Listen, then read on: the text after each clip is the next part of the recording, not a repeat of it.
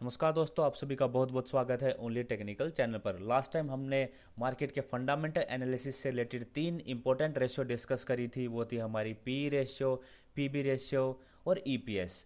आज हम लोग तीन और इम्पोर्टेंट रेशियो डिस्कस करने वाले हैं, जो कि है हमारी ROE, return on equity, ROC, return on capital employed and interest coverage ratio, ICR. ये तीनों रेशियो भी बहुत बहुत इंपॉर्टेंट है, किसी भी कंपनी का जो फाइनेंशियल के लिए जानने में बहुत हेल्पफुल होती हैं।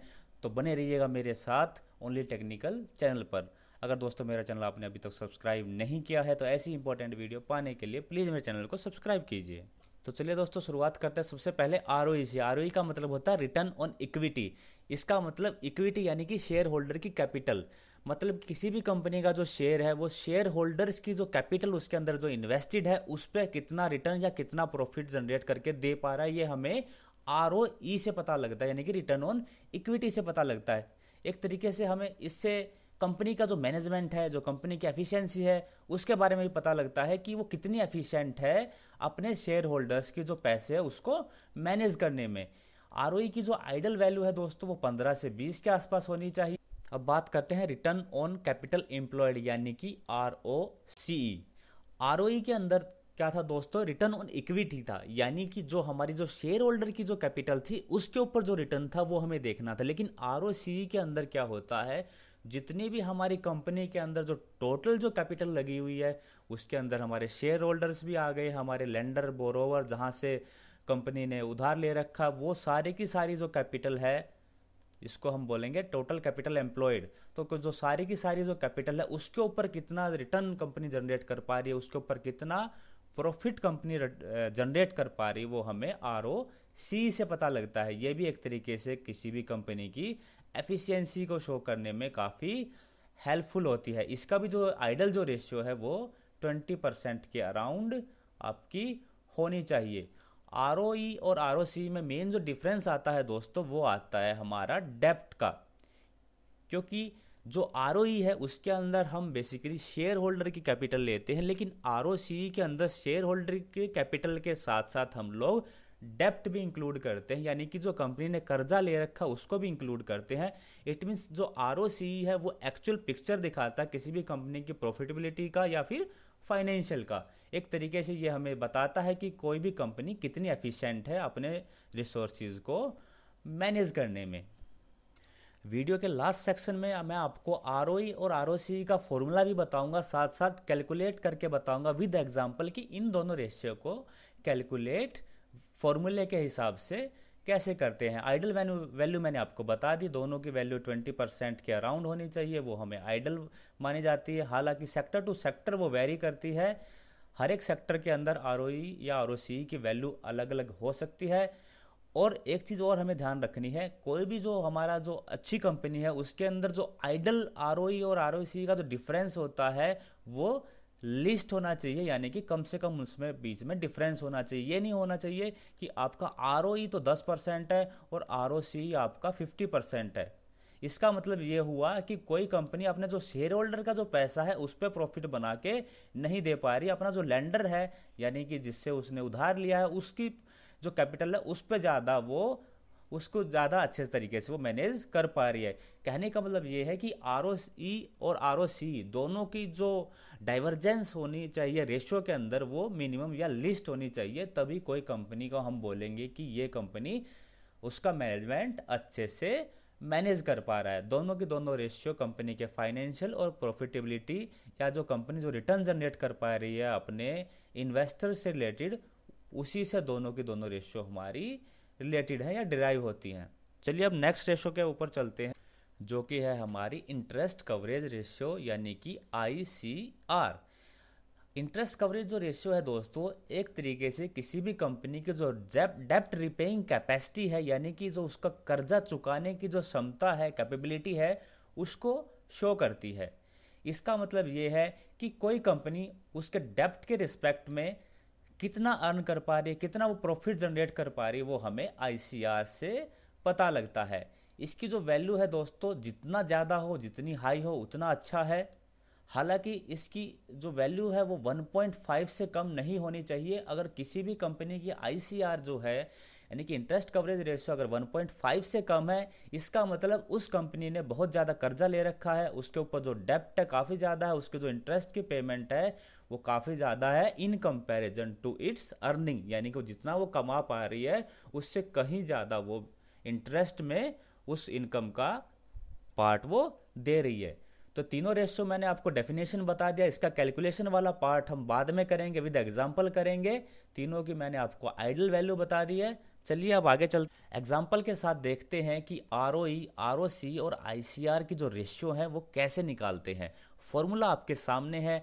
आरओई का जो फॉर्मूला होता है वो होता है नेट प्रॉफिट आफ्टर टैक्स, यानी कि जो टैक्स निकालने के बाद जो प्रॉफिट होता है उसको अगर हम डिवाइड कर दें टोटल इक्विटी से, यानी कि जो शेयर होल्डर की कैपिटल है, और इंटू 100, क्योंकि ये परसेंट में होता है इसलिए हम इंटू 100 करते हैं, तो हमें आरओई का पता लग जाता है। तो सन फार्मा का मैंने एग्जाम्पल लिया है, यहाँ पे हम नेट प्रॉफिट आफ्टर टैक्स की वैल्यू डाली और इसके बाद हमने नीचे जो शेयर होल्डर की जो कैपिटल है वो डाला और इसको इंटू 100 किया, तो हमारा 13% के अराउंड ये आ रही है।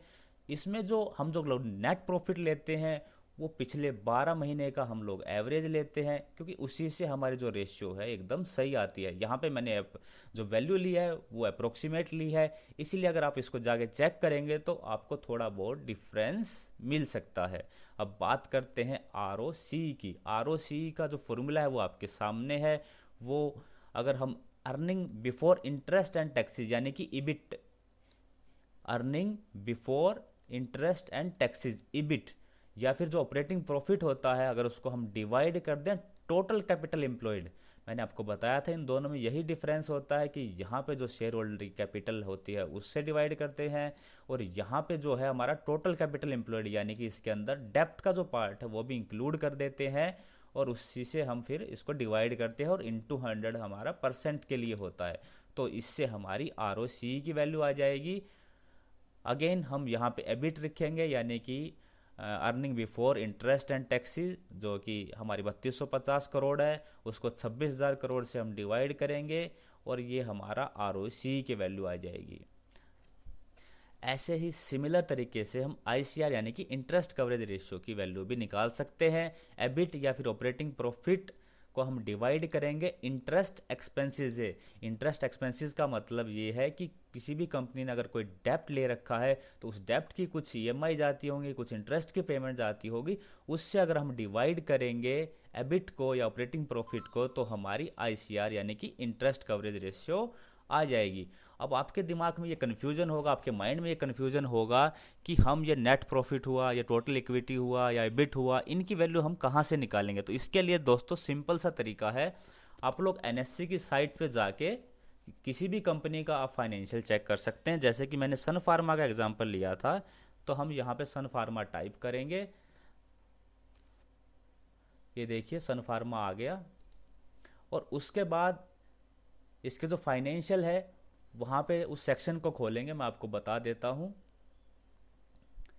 कॉर्पोरेट इन्फॉर्मेशन में जाएंगे, कॉर्पोरेट इन्फॉर्मेशन के बाद यहाँ पे एनुअल रिपोर्ट होगा, एनुअल रिपोर्ट के अंदर जाएंगे, ये देखिए ये आपका फाइनेंशियल है, यहाँ से आप इसको डाउनलोड कर सकते हैं। और जो भी आपको वैल्यू चाहिए, जैसे कि मैंने आपको बताया कि नेट प्रॉफिट चाहिए, after tax, before tax, operating profit, whatever जो भी आपको वैल्यू चाहिए वो आपको आसानी से वहाँ मिल जाएगी।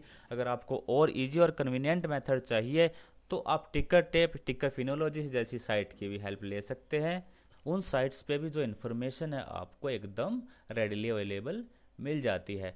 अब जो टर्म मैंने इसके अंदर यूज़ करी है, नेट प्रॉफिट आफ्टर टैक्स या टोटल इक्विटी शेयर होल्डर की जो होती है, या फिर हम लोगों ने टोटल कैपिटल एम्प्लॉयड जो डिस्कस किया है, एक बार नेक्स्ट स्लाइड के अंदर उसको और थोड़ा इलेबोरेट करके समझ लेते हैं। जो शेयर होल्डर जो इक्विटी होती है, यानी कि जो शेयर होल्डर ने पैसा लगाया है उसी को हम बोलते हैं शेयर होल्डर इक्विटी, और ये इसकी हेल्प से हम लोग आरओई को कैलकुलेट करते हैं। लेकिन इसके अंदर हम 2-3 फैक्टर और इंक्लूड करते हैं, वो भी मैं आपको बता देता हूँ। एक तो हो गया हमारा इक्विटी कैपिटल, यानी कि जो शेयर होल्डर ने कैपिटल इन्वेस्ट करी है, साथ साथ जो कंपनी का जो रिजर्व होता है, और सरप्लस, यानी कि अगर कंपनी का कुछ अर्निंग है और उसने उसको रिजर्व कर लिया है या सरप्लस है, तो वो भी इसी कैलकुलेशन के अंदर हम उसको ऐड ऑन करते हैं। यानी कि जो हमारी टोटल इक्विटी है इसी के अंदर हम इन सभी को ऐड करते हैं। जबकि जो आरओसी है, आरओसी के अंदर ये सारी चीज़ें तो आएंगी ही आएंगी कैलकुलेट करते टाइम।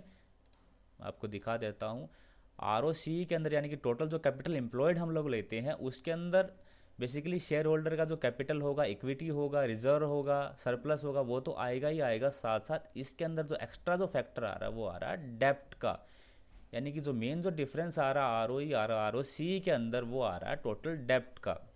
इसके अलावा इसके अंदर जो हम लोग प्रॉफिट यूज़ करते हैं, जो प्रॉफिट होता है ये आफ्टर टैक्स होता है, और यहाँ पे जो प्रॉफिट होता है वो होता है हमारा बिफोर इंटरेस्ट एंड टैक्सेस। तो ये हमारा मेन डिफरेंस हो गया ROCE और ROE के अंदर। और जो हमें रेशियो लेनी है, जो हमें कैपिटल लेनी है, वो भी मैंने आपको क्लियर कर दिया। चलिए एक और एग्जांपल से समझते हैं। आपके सामने डॉक्टर रेड्डी का एग्जांपल है। डॉक्टर रेड्डी के अंदर देखिए दोस्तों, ROE बिल्कुल सेम वही फॉर्मूला है, net profit after tax divided by total equity यानी कि शेयर होल्डर कैपिटल इनटू 100, और इसकी जो वैल्यू रखने के बाद इसका ROE कैलकुलेट होकर आ रहा है 19%। ऐसे ही हम ROCE को भी निकाल सकते हैं, सिर्फ फॉर्मूले के अंदर हमें वैल्यू रखनी है। सेम इसी तरीके से हम लोग ICR यानी कि इंटरेस्ट कवरेज रेशियो भी निकाल सकते हैं। तो दोस्तों आज हमने 3 बहुत ही इंपॉर्टेंट रेशियो जो कंपनी के फाइनेंशियल, किसी भी कंपनी के प्रॉफिटेबिलिटी को बताते, किसी भी कंपनी के फंडामेंटल एनालिसिस में बहुत बहुत इंपॉर्टेंट होती है, उनके बारे में डिस्कस किया, ये समझा कि वो रेशियो क्या होती हैं। साथ साथ मैंने आपको उसको कैलकुलेशन करने का बहुत ही आसान तरीका भी मैंने आपके साथ शेयर किया। चलिए नेक्स्ट स्लाइड के अंदर हम देखते हैं कि अलग अलग सेक्टर के अंदर, जैसे कि यहाँ पे मैंने जो लगाया है आपका फार्मा कंपनी लगाई है, तो फार्मा कंपनी के अंदर जो ये जो रेशियो हैं, जो फार्मा की जो टॉप कंपनी है उनका एक बार कंपैरिजन मैंने आपको लगाया है इन्हीं रेशियो का। अब देखिए ये हमारी इधर ये रेशियो हैं जो ROE, ROCE और ICR हैं, और यहाँ पे हमारी इधर हमारी फार्मा कंपनी है। मैं एक बार इनके नाम फटाफट आपको बता देता हूँ। सन फार्मा, डॉक्टर रेड्डी, डिविस लैब, सिप्ला, रोविंदो फार्मा, लुपिन, बायोकॉन, टोरेंट फार्मा, एल्केम और कैडिला। तो आप देख सकते हैं क्योंकि ROE की जो वैल्यू है जितनी हाई हो उतना बेटर होता है, साथ साथ ROCE की जो वैल्यू है जितना हाई हो उतना बेटर होगा, और इनफैक्ट इंटरेस्ट कवरेज रेशियो की भी वैल्यू जितना हाई हो उतना बेटर होगा। तो एक तरीके से आप इनके रेशियो के बारे में आपको पता लग गया, आपको निकालना आ गया, तो आप खुद से किसी भी कंपनी का, किसी भी सेक्टर का आप फंडामेंटल एनालिसिस कर सकते हो। जैसे कि इसके अंदर जो ROE है यानी कि जो रिटर्न ऑन इक्विटी है, यानी कि जो अपने शेयर होल्डर को सबसे ज़्यादा रिटर्न दे पा रहा है, वो है हमारा एल्केम का जो है 21.5 का। इसके साथ साथ अगर हम ROCE का देखें तो ROCE के अंदर जो हमारा सबसे अच्छा परफॉर्म कर रही है वो है हमारी डिविस लैब। डिविस लैब का जो ROCE है वो 25.3 है। और जो लास्ट जो हमारी रेशियो है जो किसी भी कंपनी की डेप्ट रिपेइंग कैपेसिटी को शो करती है, यानी कि कंपनी कितना प्रॉफिट जनरेट कर पा रही है अपने डेप्ट के कंपैरिजन में, तो उसके अंदर है हमारी सबसे बढ़िया बायोकॉन, यानी कि बायोकॉन के अंदर काफ़ी कम डेप्ट है in comparison to its earning या प्रॉफिट। नेक्स्ट स्लाइड के अंदर मैंने ऐसे ही स्पेशलिटी केमिकल सेक्टर से जो कंपनी है उनका कंपैरिजन लगाया है। यहाँ पे वही सेम क्राइटेरिया हैं। एक तरीके से हम लोग इससे हम ये देख सकते हैं कि फंडामेंटली इन्हीं सब क्राइटेरिया के ऊपर कौन सी कंपनी सबसे ज़्यादा स्ट्रॉन्ग है। मैं फटाफट एक बार फिर से नाम बता देता हूँ। ये कंपनी है हमारी Deepak nitrite, Vinati organic, fine organic, Aarti industry, Atul limited, Navin fluorine, Pidilite, Tata chemical, alkyl amine और जुबिलेंट लाइफ साइंस। तो आप इनका कंपैरिजन देख सकते हैं कि कौन सी कंपनी बढ़िया ROE या बढ़िया ROCE जनरेट कर पा रही है, कौन सी कंपनी जिसका ICR अच्छा है। आप कंपैरिजन करके देख लीजिएगा। जैसे कि विनायती ऑर्गेनिक का ICR सबसे अच्छा है, 209 के आसपास है। ऐसे ही अगर हम ROCE देखें तो ROCE के अंदर टाटा केमिकल का ROCE और ROE, इनफैक्ट ROCE और दोनों ही ROE जो है दोनों ही हमारा टाटा केमिकल का अच्छा है, यानी कि टाटा केमिकल जो है फंडामेंटली काफ़ी स्ट्रॉन्ग शेयर है। और अगर आपको ऐसे ही अलग अलग सेक्टर की कंपनी का फंडामेंटल बेसिस पे एनालिसिस देखना है, रैंकिंग देखनी है, तो आप मेरे यूट्यूब चैनल के ऊपर जाके प्लेलिस्ट में चेक कर सकते हैं। प्लेलिस्ट के अंदर मैंने अलग अलग सेक्टर की इन्हीं सब फंडामेंटल जो रेशियो के ऊपर एनालिसिस कर रखी है। इसके अंदर मैंने IT, केमिकल, FMCG और भी बहुत सारे सेक्टर हैं, उनके जो टॉप शेयर है उनका इन्हीं रेशियो के बेसिस पर फंडामेंटल एनालिसिस करी है और रैंकिंग करी है। ये देखने की कोशिश करी है कि इनमें कौन सी कंपनी फंडामेंटली सबसे बेस्ट है। तो ये थी दोस्तों हमारी आज की वीडियो। अगर आपको वीडियो पसंद आई हो प्लीज़ लाइक कीजिएगा, दोस्तों के साथ शेयर कीजिएगा। आपकी कोई भी क्वेरी है वीडियो के रिगार्डिंग, रेशियो के रिगार्डिंग, तो आप कमेंट्स करके बता सकते हैं मुझे। वीडियो देखने के लिए आप सभी का बहुत बहुत धन्यवाद।